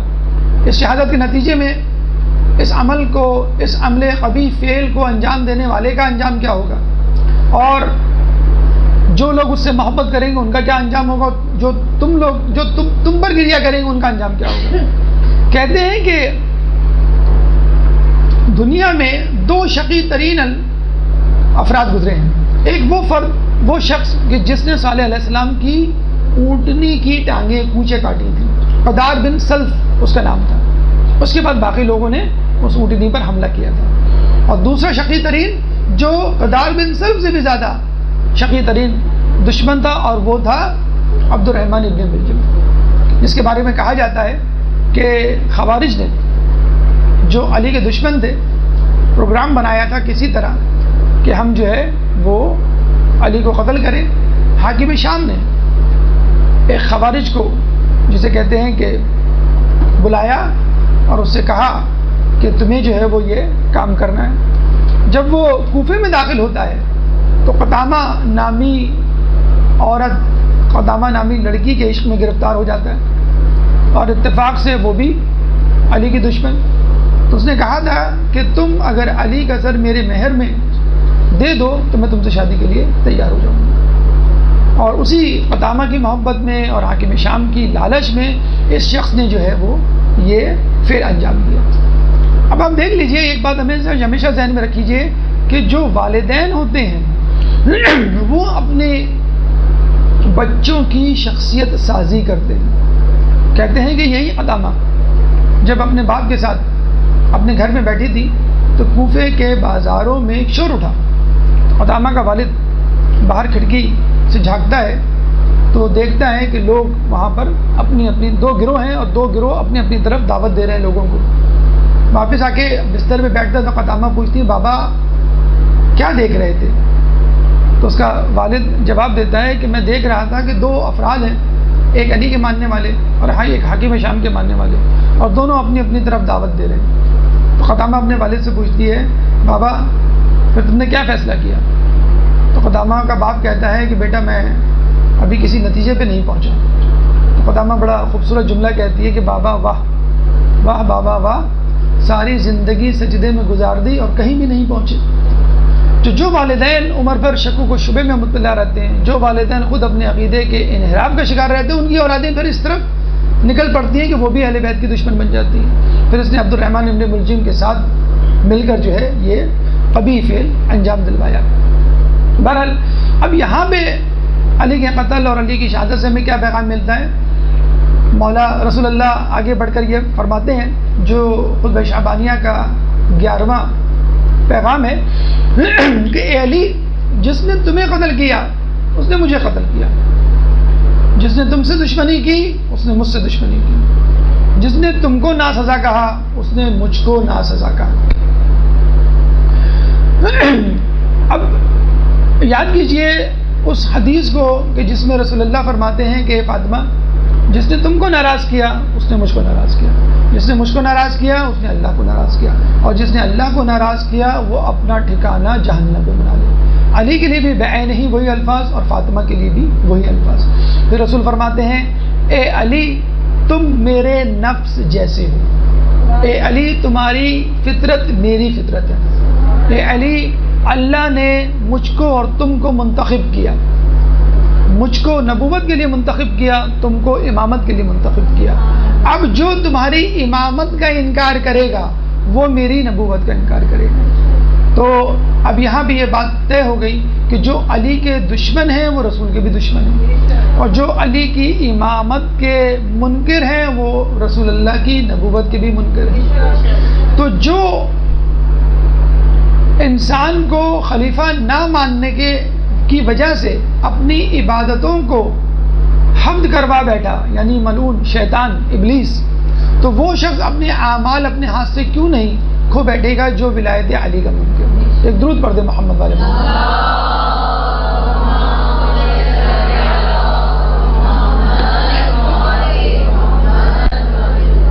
اور پھر رسول اللہ اس پہ ہی صبر نہیں کرتے، اس کے بعد ایک آخری پیغام خطبہ شعبانیہ کا دیتے ہوئے نظر آتے ہیں. اے علی تم زندگی میں بھی اور میرے مرنے کے بعد بھی میرے جانشین اور میرے خلیفہ ہو. علی تم میری بیٹی کے شوہر ہو، تم میرے بیٹوں کے باپ ہو، تمہارا حکم میرا حکم ہے اور تمہاری نہیں میری نہیں ہے. دیکھیں علی کی جانشینی کا اعلان رسول اللہ نے سب سے پہلے دعوت ذو العشیرہ میں کر دیا تھا، جب رسول اللہ نے آپشن دیا تھا کہ کون میرا ساتھی میرا مددگار بنے گا. یہ نہیں کہا تھا کہ کون اسلام قبول کرے گا، بلکہ یہ کہا تھا کون میرا مددگار اور ساتھی بنے گا. تو علی نے 3 مرتبہ ہاتھ کھڑا کیا، اور تیسری مرتبہ ہاتھ کھڑا کرنے پہ رسول اللہ نے کہا کہ تم میرے جانشین، میرے وزیر، میرے وسیع ہو. اس کے بعد آخری آفیشیل اعلان، یہ پہلا آفیشیل اعلان تھا کہ جس میں رسول اللہ نے پہلے ہی دن اپنے جانشین کا اعلان کر دیا تھا. آخری اعلان غدیر تھا، آخری آفیشیل اعلان کہ جس میں اللہ تعالیٰ نے اللہ کے رسول نے قرآن کی آیت اترنے پہ جو ہے اعلان ولایت کیا. اس کے بعد کئی مقامات پر، غزوہ تبوک کے موقع پر، جیسے جب آپ جا رہے تھے مدینے سے دور، نکال کے کیا تم اس میں راضی نہیں ہو کہ تمہاری حیثیت، تمہاری نسبت مجھ سے وہی ہو جو ہارون کی موسیٰ سے تھی. اور یہ ایک ان میں سے مقام ہے کہ جس میں رسول اللہ نے خطبہ شعبانیہ نے ماہ رمضان سے پہلے اعلان کر دیا کہ تم جو ہے وہ میرے وسیع، میرے وزیر اور اور یہ بھی بتلا دیا کہ تم میری بیٹی کے شوہر ہو، یعنی میری بیٹی کا کفو تم ہی ہو سکتے ہو، کوئی اور نہیں ہو سکتا، اور میرے بیٹوں کے باپ بھی تم ہو. انا و علی من نور واحد، میں اور علی ایک ہی نور سے، میں اور علی اس امت کے باپ ہیں. تو ابناءنا ابناؤکم وانفسنا وانفسکم کی منزل سورہ آل عمران میں جو آیت مباہلہ ہے، جس میں کہا گیا ہے کہ تم اپنے نفسوں کو لاؤ، ہم اپنے نفسوں کو لائیں، تو یہ وہی نفس رسول ہے جس کا اعلان رسول اللہ خطبہ شعبانیہ میں کر رہے ہیں. ابناءنا ابناءکم کو اگر سمجھنا ہے تو آپ خطبہ شعبانیہ کو سمجھیے کہ کس طرح حسن و حسین اللہ کے بیٹے بنے. تو یہ وہ خطبہ شعبانیہ ہے کہ جس میں رسول اللہ نے ماہ رمضان کے فضائل بیان کیے، اعمال ماہ رمضان بیان کیے، فضائل علی کو بیان کیا. اللہ تعالیٰ سے دعا ہے کہ ہمیں ماہ رمضان میں اعمال ماہ رمضان کرنے کی توفیق عطا فرما، شب بیداری کرنے کی توفیق عطا فرما، روزوں کا حق ادا کرنے کی توفیق عطا فرما، اس طرح کے روزے رکھنے کی توفیق عطا فرما جو اللہ کی بارگاہ میں قبول ہو جائیں، تعلیمات اہل بیت پر عمل کرنے کی توفیق عطا فرما، قیامت کے دن ان کی شفاعت سے بہرے مند فرما، امام کے ظہور میں تعجیل فرما اور ہمیں ان کے انصار و اعوان میں شامل فرما۔ ربنا تقبل منا انک انت السمیع العلیم وتب علینا انک انت التواب الرحیم برحمتک یا ارحم الراحمین۔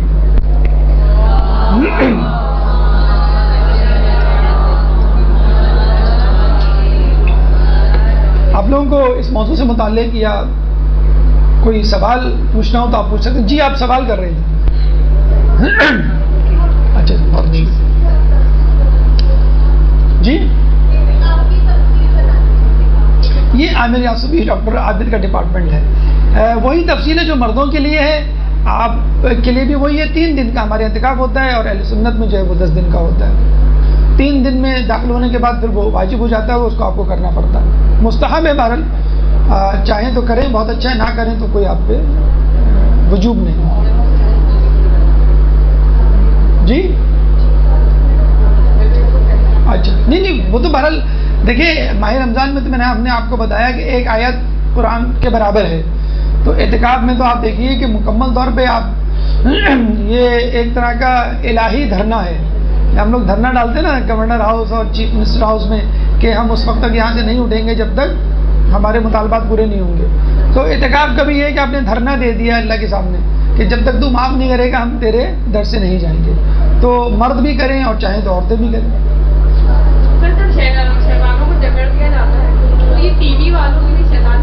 نہیں اصل میں دیکھیں میں آپ کو بتاؤں کہ اب ہم جو ہے نا خود شیطان بن، ٹی وی والے نہیں، ہم اپنی بات کر لیں پہلے، ہم خود اتنے شیطان بن چکے ہیں کہ ہمیں خود بھی جو ہے محسوس نہیں ہوتا۔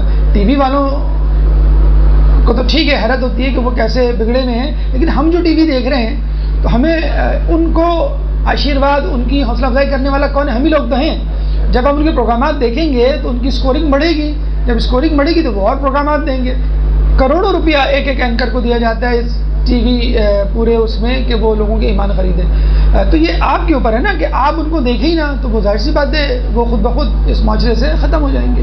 یہ آپ ان کو دیکھتے ہیں تو اس لیے ان کی ریٹنگ جو ہے وہ اوپر جاتی ہے اور جو ہے وہ لوگوں کو بہکانے کا سبب بنتے ہیں۔ جی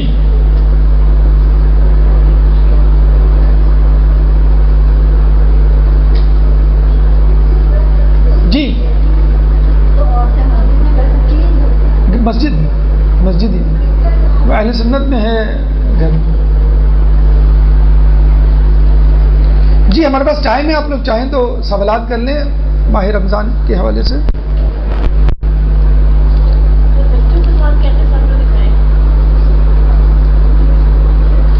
دیکھیے مولا کائنات کے مسائل کے حوالے سے تو آپ سیرت ہی ہے جو وہ کریں، بہت اچھی کتاب اگر آپ کو پڑھنی ہے معصومین کے حوالے سے تو وہ ہے آیت اللہ مستنبط کی مناقب اہل بیت، 4 جلدوں پر ہے، بہت اچھی کتاب ہے۔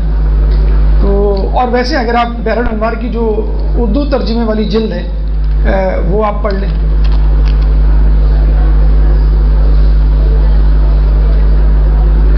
جی اخلاقی حوالے سے کوئی سوال نہیں؟ دیکھیے درود پڑھنا تو رسول اللہ کے نام پہ آنے پہ ویسے بھی واجب نہیں ہے، تو نماز میں کیوں واجب ہوگا؟ ٹھیک ہے جواب دینا واجب ہے لیکن وہ اسی طرح جو وہ کہے۔ نام مجھے سورہ کا اس کا یاد تو نہیں ہے لیکن یہ ہے وابتغوا الیہ الوسیلہ، اس کے لیے وسیلہ تلاش کرو، آیت اور سورہ مجھے یاد نہیں آ رہا، اور خود آیت الکرسی میں من ذا الذی یشفع عنده الا باذنہ، اللہ کی اجازت کے بغیر کوئی بھی اس کے سامنے شفاعت نہیں کر سکتا۔ من ذا الذی یشفع عنده الا باذنہ، 2 آیات ہیں جو وسیلے کی دلالت کرتی ہیں۔ وہ کہہ رہی ہے کہ نماز کے دوران اگر رسول اللہ کا نام سنیں تو کیا درود پڑھنا واجب ہے؟ تو ویسے بھی واجب نہیں ہے لیکن بہرحال مستحب ہے، لیکن نماز میں تو نہیں پڑھ سکتے کیونکہ اس کا حصہ نہیں ہے۔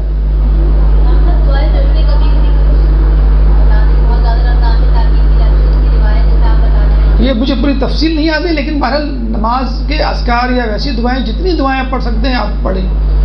جشن کبیر جو دعا ہے اس میں خود اوپر اس کی فضیلت اور روایت لکھی ہوئی ہوگی.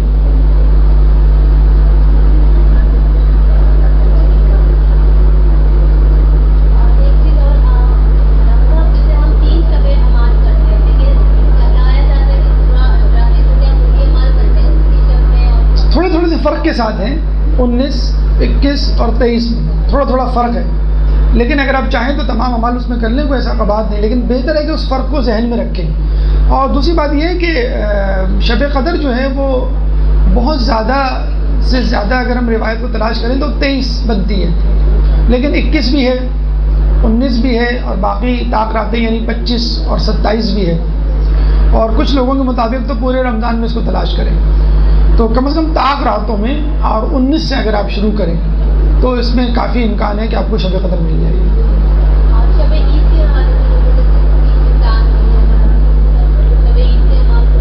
ہاں اس میں بھی شب عید کے اعمال موجود ہیں، لیکن بہت زیادہ تفصیل سے نہیں ہے. مطلب 2 رکعت نماز ہے، اس میں ایک مرتبہ قل اللہ، ایک میں جو ہے 50 یا 100 مرتبہ وہ پڑھنی پڑتی ہے، اور کچھ سورے ہیں.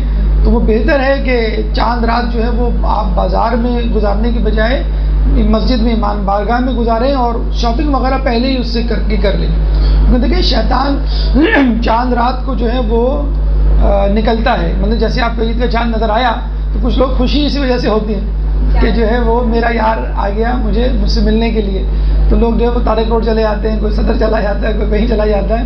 تو بس اس سے آپ کو بچنا ہے. یہ بہترین طریقہ ہے اعمال کرنے کا چاند رات. جب آپ اعمال میں مصروف ہوں گے تو انشاءاللہ جو تقویٰ ہے ماہ رمضان کا وہ آپ کا بچا رہے گا. اور کوشش کریں کہ جو ماہ رمضان کا تقویٰ ہے وہ عید اور عید کے بعد بھی باقی رہے.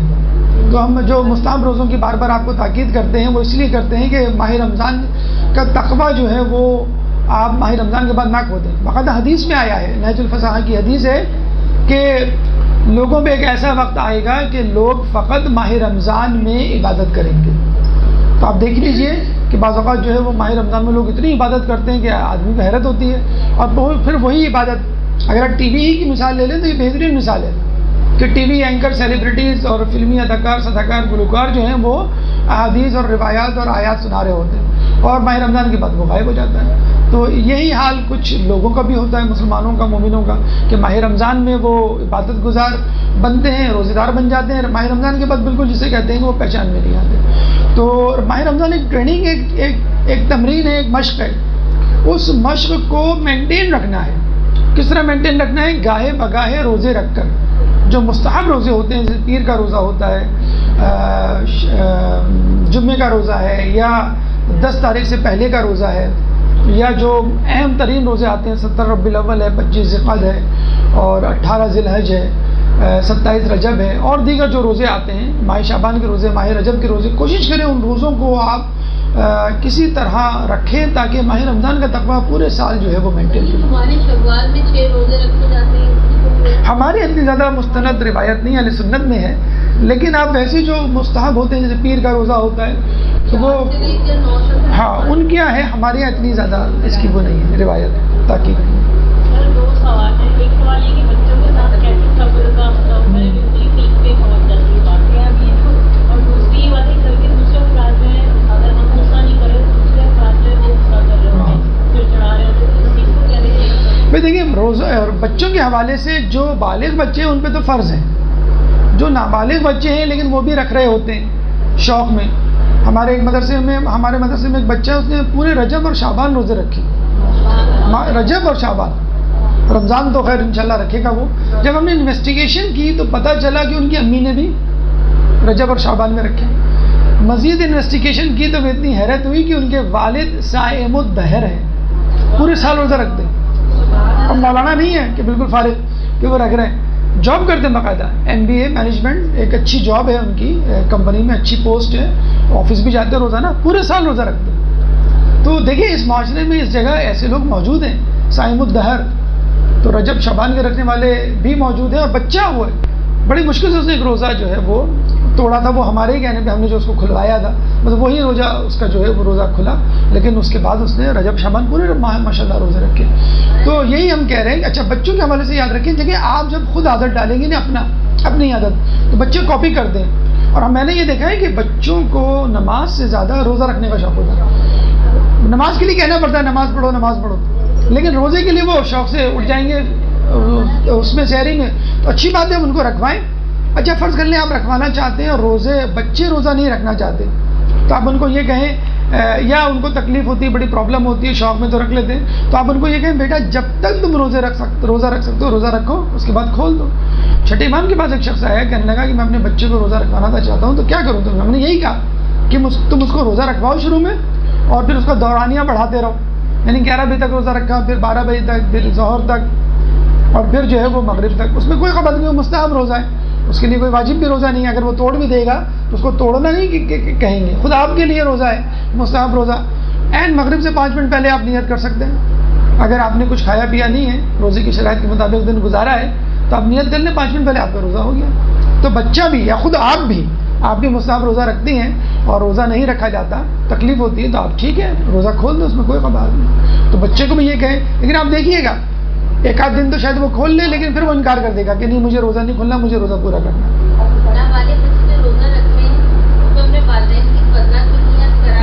نہیں نابالغ بچے کا تو وہ کاؤنٹ ہی نہیں ہوگا نا وہ روزہ کہ وہ واجب روزے کی قضا میں شامل ہو جائے.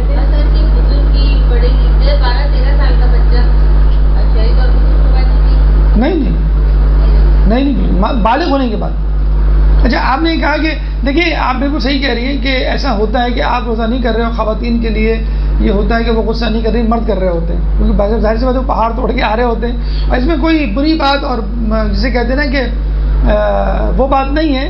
یقیناً آپ سے زیادہ مرد جو ہے سزاوار ہے کہ اس کا خیال رکھا جائے، کیونکہ وہ باہر دھوپ سے واپس گھر میں آ رہا ہوتا ہے. چاہے اگر دھوپ میں نہ بھی ہو، فرض کر لیں وہ گاڑی میں اے سی ہے اور دفتر میں اے سی ہے، لیکن بہرحال ایک اسٹریس ہوتا ہے. آپ وہی کام گھر میں کریں تو آپ کو اتنی پریشانی نہیں ہوگی. تو بہتر تو یہ ہے کہ آپ ان کی جو ہے وہ جھاڑ یا جو ہے وہ ڈانٹ ڈپٹ سن لیں. لیکن اس کا طریقہ آپ کو میں نے پہلے بتا دیا تھا کہ اگر آپ پہلے سے روزہ رکھنا شروع کر دیں، مطلب ماہ شعبان کے آخر میں، جیسے رسول اللہ کی عادت تھی، جیسے ابھی ہم نے ریکمنڈ کیا کہ پیر منگل بدھ یہ تو لازم کر لیں آخری کے 3 روزے. اور ویسے بھی جہنم سے آزادی کا جو ہے وہ ہے برنامہ، خوشخبری ہے کہ جو لوگ رکھیں گے وہ ایڈجسٹ ہو جائیں گے، وہ ایک عادت بن جائے گی. جب عادت بن جائے گی تو انشاءاللہ جو غصے میں چڑچڑاہٹ جھنجھلاہٹ ہوتی ہے وہ نہیں ہوگی. اور دوسری بات ہے کہ ایک آدمی کی اپنی تربیت ہوتی ہے، ایک کو افطار کے وقت چائے چاہیے، ایک کو جو ہے وہ لال شربت چاہیے، ایک کو جو ہے وہ کھانا چاہیے. ان طبیعتوں کو آپ نوٹ کر لیں اور اس طبیعت کے مطابق جو ہے اپنی افطاری اور سحری جو ہے. لیکن یہ میں پھر کہوں گا کہ روزے میں اپنی بری عادتوں کو ترک کرنے، گناہ تو چھوڑنے.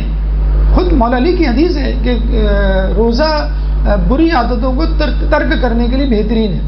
آپ کی جو بری عادتیں ہیں، مطلب مرد حضرات کی سگریٹ پینے کی عادت ہے وہ ختم کر سکتے ہیں، زیادہ چائے پینے کی جو عادت ہے وہ آپ ختم کر سکتے ہیں. بچوں کی جو ہے ہر 1-2 گھنٹے بعد چپس اور وہ چاکلیٹ اور بسکٹ کی عادت وہ آپ ختم کر سکتے ہیں، جو آپ خود ہی ڈلواتے ہیں. مطلب بچوں کو چپس دے دیے، مجلس میں 1 گھنٹے کے لیے آ رہے ہیں اور چپس کا پیکٹ اور کولڈ ڈرنک 1 گھنٹہ بچہ برداشت نہیں کر سکتا. اسی وجہ سے تو ہمارے بچے روزے نہیں رکھ سکتے. ہم نے بچوں کو خود فیڈ کیا ہے کہ 1 گھنٹہ بھی بغیر پانی کے نہیں گزارو. یہ کربلا کے ماننے والے ہیں، یہ کربلا کے ماننے والے ہیں جو 3 دن کی بھوک پاس کر کے روتے ہیں. وہ اپنے بچے کو کربلا کے پیاسے کے مصائب سنانے کے لیے چپس اور کولڈ ڈرنک لے کر آتے ہیں. تو وہ کیا اس کی جو ہے وہ سپ لیتے ہوئے کربلا کے مصائب سنے گا، کیا روئے گا وہ. تو یہ بچوں کو عادت ڈلوائیں کہ بیٹا دیکھو اتنے عرصے تم بھوکے پیاسے رہے اور تم نے برداشت کیا.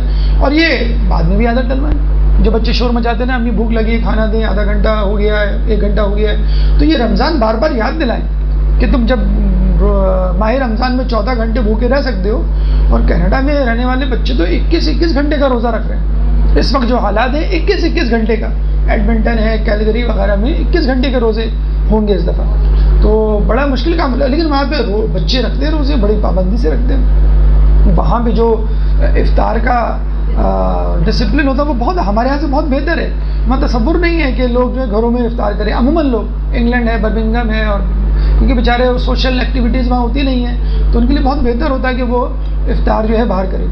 تو بچے روزے رکھ رہے ہوتے ہیں تو بچوں کو عادت ڈلوائیں کہ بھائی اسی مہینے میں تو اپنا روٹین سیٹ کریں، اپنی جو ہے وہ نیندوں کو سیٹ کریں. یہ جو ہم نے نیند کا ایک روٹین بنایا ہوا ہے نا کہ دیر سے اٹھنا، فجر سے پہلے آپ جاگیں گے، فجر میں آپ جاگے نماز پڑھیں، فجر کے بعد تک جاگتے رہیں. تو یہ تمام وقت جو ہے وہ یہ کہتے ہیں کہ جو اس دوران سوتا ہے وہ غفلت کی نیند ہوتی ہے، جو فجر سے پہلے، فجر کے بعد اور فجر بھی چھوڑتا ہے، یہ غفلت کی نیند ہوتی ہے. اور دیکھا جائے کہ ہم اسی نیند میں مبتلا ہوتے ہیں کہ اگر اٹھتے ہیں تو سحری کے لیے اکثر دیکھا گیا ہے کہ جو 5 منٹ کا وقفہ ہم دیتے ہیں احتیاط کا، تو ہم سحری کر لیتے ہیں، سحری کے بعد 5-10 منٹ ہوتے ہیں اذان میں، آپ جو ہے بستر پہ آ کے لیٹ جاتے ہیں. لوگ روک رہے ہوتے ہیں، خود آپ بھی وہ ہو رہے ہوتے ہیں کہ بس میں اگر لیٹا تو گیا، اور پھر آپ چلے جاتے ہیں. تو یہی کہنے کا مقصد ہے روٹین ایڈجسٹ کریں، اپنی نیند کی روٹین ایڈجسٹ کریں، کھانے کی روٹین ایڈجسٹ کریں. آیت اللہ محسن قریضی سے کسی نے پوچھا کہ بھائی روزہ رکھنا بڑا مشکل ہے، انہوں نے کہا کیا مشکل ہے، آپ ناشتہ کب کرتے ہیں؟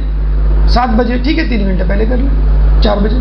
آپ کھانا کب کھاتے ہیں؟ 10 بجے. 3 گھنٹے پہلے کھا لیں 7 بجے.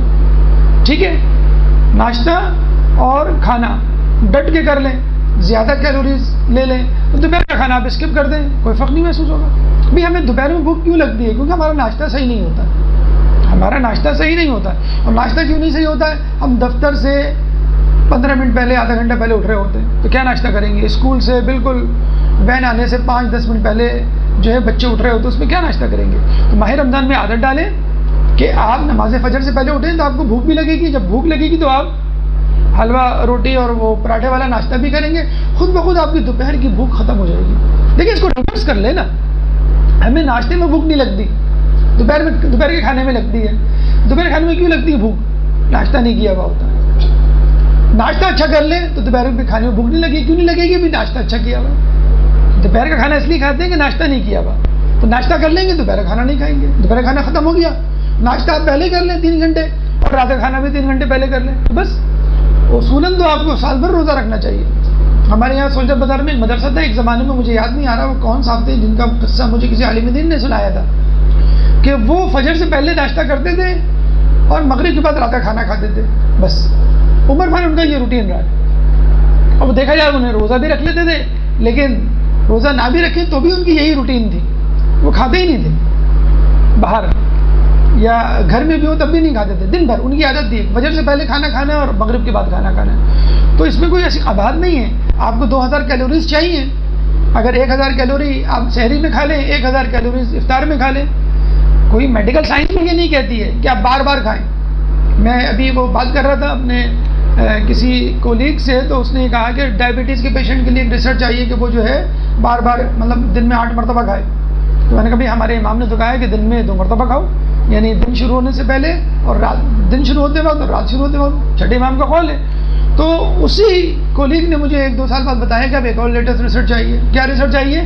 کہ ڈائبٹیز پیشنٹ جو ہے 2 مرتبہ کھائیں. تو کم کھائیں گے، کم انسولین سیکریٹ ہوگی. جب کم انسولین سیکریٹ ہوگی تو ضائع بھی کم ہوگی. میں آپ کو ایک مثال دیتا ہوں. جب آپ کھانا گھر میں 6 مرتبہ لگائیں گے دسترخوان، تو 6 مرتبہ کا کھانا کچھ ضائع بھی ہوگا نا. 6 مرتبہ 6 گلاس پانی پیے، تھوڑا سا پانی بچائیں گے، وہ ضائع تو ہوگا. تو جب آپ زیادہ مرتبہ کھانا کھائیں گے، چاہے تھوڑا سا کھائیں، آپ کی انسولین زیادہ ضائع ہوگی. اس سے ڈائبٹیز ہو رہی ہے. ڈائبٹیز کی ایک وجہ یہ بھی ہے کہ ہم ہر وقت کھا رہے ہوتے ہیں، اور یہی وجہ کولیسٹرول کے بڑھنے کی بھی ہے. یہی وجہ جو ہے وہ آپ کے ہائی بلڈ پریشر ہونے کی وجہ کی بھی وجہ ہے. تو رسول اللہ کی خود حدیث ہے، سومو تصیحو، روزہ رکھو اور صحت مند بن جاؤ. لعلکم تتقون، روزہ رکھو اور تقوی اختیار کرو. تو بلند ترین مقصد کیا ہے؟ تقوی، روح کی طہارت. اور بلند کم ترین درجہ کیا ہے؟ جسم کی صحت. سومو تصیحو. تو دنیاوی فائدہ، دینی فائدہ، یہاں کا فائدہ، آخرت کا بھی فائدہ، جسم بھی کا بھی فائدہ اور روح کا بھی فائدہ. تو یہ وہ فائدہ جو خود ماہ رمضان نہ صرف طہارت اور تقوی دے رہا ہے، بلکہ آپ کو صحت بھی دے رہا ہے. بڑے افسوس کے ساتھ کہنا پڑتا ہے، لوگ کہتے ہیں ہم بیمار ہیں، ہم روزہ نہیں رکھیں گے. ارے روزہ ہے ہی بیماروں کے لیے. روزہ بیماروں کو ٹھیک کرنے کے. ہم نے جو لیکچر دیا تھا، آپ اس کو دوبارہ چاہیں تو سنیں، روزہ میڈیکل سائنس. اس میں یہی تھا کہ الیکسس سفورین نے 40 دن روزہ رکھا تھا. اور جی جو سلائڈ پاور پوائنٹ والا تھا روزہ میڈیکل سائنس میں، الیکسس سفورین نے 40 دن روزہ رکھا تھا، اور پتہ چلا تھا کہ اس کی جو ہے وہ بیماریاں ٹھیک ہو گئی. گردے میں پتھری تھی وہ ختم ہو گئی. اس کو جو ہے وہ نزلہ کھانسی بخار رہتا تھا وہ ٹھیک ہو گیا. اس کو گلے میں خراش تھی وہ ٹھیک ہو گئی. جب اس نے اپنے مریضوں کو جب اس نے ایک رسالے میں لکھنا شروع کیا، ڈاکٹر تھا وہ، تو اس کے مریضوں نے روزہ رکھنا شروع کر دیا. اور وہ روزہ مطلب بہت سخت روزہ تھا. عیسائیوں میں بہت سخت روزہ ہوتا ہے، ایک خاص قسم کا کہ 40 دن تک وہ کچھ نہیں کھاتے، پانی، لیمو، چائے، اس طرح کے لکوڈ کی بس اجازت ہوتی ہے، تو ان کی بیماریاں ٹھیک ہو گئی۔ تو اگر آپ روزے میں دیکھیں، روزے کا جو میسج ہے نا وہ سحری اور افطار میں کھانے والا میسج نہیں ہے۔ آپ سحری اور افطار میں ڈبل ٹرپل کھا لیتے ہیں، جتنا کھانا چاہیے اس سے زیادہ کھا لیتے ہیں، تو پھر کیا فائدہ روزے کا؟ روزے کا میسج ہے کم کھانا، بسیار خوری سے پرہیز کرنا، کم کیلوریز لینا، بھوکے رہنا، بھوک کی عادت ڈالنا۔ اگر ایسا نہ ہوتا تو اللہ تعالیٰ رات میں روزہ رکھوا دیتا، رات میں روزہ رکھ کے پتہ ہی نہیں چلے گا آپ کو۔ یہ بالکل پیک آورز ہوتے ہیں کہ جب ایکٹیویٹی میں انوالو ہوتے ہیں، باہر جانا ضروری ہوتا ہے، تو یہ آپ کو سکھائے گا کہ آپ اپنی عادتوں پہ کیسے کنٹرول کریں اور اپنی صحت کو۔ تو آج کل بھی دنیا میں بہت سارے فاسٹنگ کلینک ہیں جس میں کہا جاتا ہے بھائی اگر آپ کو بلڈ پریشر کی بیماری ہے، ٹھیک ہے، آپ نمک اور یہ والی چیزیں نہ کھائیں، شوگر کی بیماری ہے، شوگر اور یہ نہ کھائیں، آپ کو گاؤٹ ہے تو یورک ایسڈ، بڑے کا گوشت یہ نہ کھائیں، تو پوری لسٹ بنا لی ہے۔ اور کچھ بیماریاں جن کے بارے میں کہا جاتا ہے فاسٹنگ کریں، مکمل طور پہ نہ کھائیں۔ باقاعدہ میں ابھی پڑھ رہا تھا شکاگو میں غالباً کوئی گروپ ہے جو روزہ رکھتا ہے، روزہ تو نہیں رکھتا، وہ فاقہ کرتا ہے، فاسٹنگ کرتا ہے، منگل کو صبح کا بریک فاسٹ کرتا ہے اور بدھ کو لنچ کرتا ہے۔ ہر ہفتے انہوں نے ایک ٹائمنگ سیٹ کی ہوئی ہے، منگل کو صبح ناشتہ کریں گے، اس کے بعد اگلے دن بدھ کو دوپہر میں کھانا کھائیں گے، اور ایک ہوٹل میں جمع ہو جاتے ہیں سب، وہ ایک گروپ بن گیا، ایک فاسٹنگ گروپ۔ تو وہاں سب بیٹھ کے کھانا کھاتے ہیں۔ جب ان سے پوچھا کہ بھائی آپ کیسے محسوس کرتے ہیں، کہتے ہیں ہم بہت اچھا محسوس کرتے ہیں، ہماری بھوک کنٹرول ہو گئی ہے اور ہم بھوک کے دوران آفس کا کام بہت اچھی طرح کرتے ہیں۔ ہمارے یہاں الٹا معاملہ ہے، میں روزے میں پڑھا نہیں جاتا۔ اللہ نے علم کو بھوک میں چھپا کے رکھا ہے، حدیث قدسی ہے موسیٰ علیہ السلام کو، اللہ نے علم کو بھوک میں چھپا کے رکھا ہے، لوگ اس کو پیٹ شکم سحری میں تلاش کرتے ہیں۔ یہ بس ہم نے ایک ذہن میں بٹھایا ہوا ہے۔ وہی ڈاکٹر عابد کا وہ لیکچر بھی انشاءاللہ آپ سن لیں گے کہ جن کے امتحانات ہوتے ہیں وہ کیا کریں۔ تو آپ جو ہے قیلولہ کر لیں، جو کہ رسول کی حدیث ہے کہ جب تم سوتے ہو دوپہر میں یعنی دن میں تو اللہ تمہیں کھلا بھی دیتا ہے، پلا بھی دیتا ہے۔ اور یہ میڈیکل ریزن بھی سن لیں کھلانے پلانے کا۔ جب آپ سحری میں کھانا کھاتے ہیں یا بریک فاسٹ میں کھانا کھاتے ہیں تو کچھ کھانا تو اسی وقت یوٹیلائز ہو جاتا ہے اور کچھ کھانا لیور میں چلا جاتا ہے۔ لیور کیا ہے؟ آپ کا فریج ہے۔ دوپہر میں امی بعض وقت کھانا نہیں پکاتی، بھی ناشتہ بہت زیادہ تھا تو بھائی فریج میں رکھا، فریج میں سے لے لو۔ تو جب آپ کھانا کھاتے ہیں سحری میں اور دوپہر میں بھوک لگتی ہے تو اللہ کے رسول کہتے ہیں سو جاؤ۔ جب تم سو گے تو جو آپ کے جسم کا فریج ہے یعنی لیور وہ کھانا ریلیز کرتا ہے اور پوری باڈی کو وہ کھانا مل جاتا ہے۔ اس کا ایک فائدہ تو یہ ہوتا ہے جو کھانا فریج میں رکھا ہوا وہ سڑتا نہیں ہے، لیور میں جو کھانا اسٹور ہوا وہ سڑے گا نہیں، اور دوسری بات یہ کہ آپ کو اضافی کھانے کی ضرورت نہیں پڑے گی۔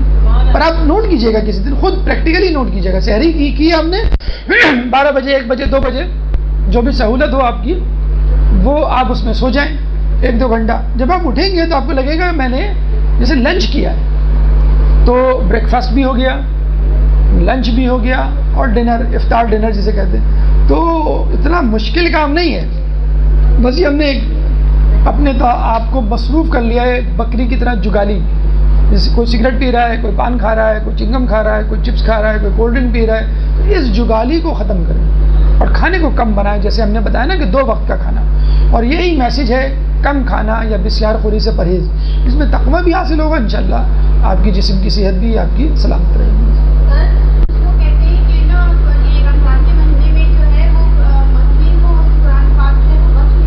کیوں نہیں پڑھ سکتے؟ ماہ رمضان میں تو بخشنا چاہیے، کیونکہ ہم پڑھتے ہی ماہ رمضان میں اور دنوں میں تو پڑھتے ہی نہیں ہیں، کبھی بھی جب چاہیں بخشتے ہیں۔ بلکہ بہترین طریقہ کیا ہوتا ہے، مرحوم کی طرف سے اہل بیت کو ہدیہ کر دیں، آپ کو ثواب، مرحوم کو ثواب، اور اہل بیت جب ہدیہ لیں گے تو اہل بیت کسی کے احسان نہیں رکھتے، اس کے بدلے میں کچھ دیں گے ضرور آپ۔